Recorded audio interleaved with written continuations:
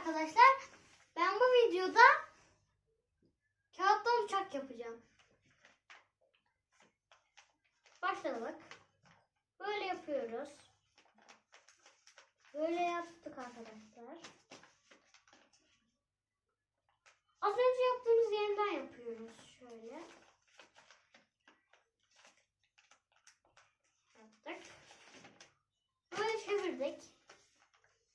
Sonra bunu böyle yapıyoruz. Böyle.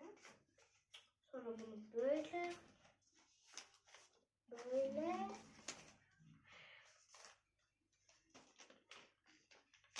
Arkadaşlar bunu da buradan tutuyoruz. Uçak oluyor. Görüşürüz.